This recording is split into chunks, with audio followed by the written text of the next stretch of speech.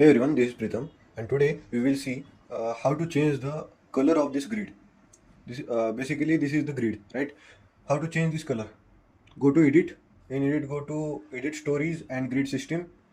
In this, any window will open of this. Then in Grid System, select G1 and click on Modify Show Grid System.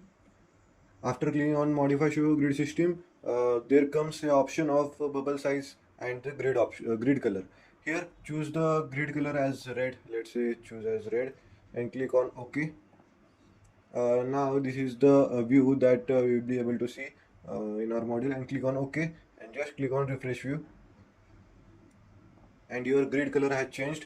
You can change it by two ways. First one is this one, and the another one is I will show you. When you open this your new model, click on new model. At the starting you can change the color of the grid. Here choose the settings. Then here in this custom grid spacing, click on edit grid data. Here in this at the starting only there is option of this. I will change to green and click on OK and click on OK and just click on OK.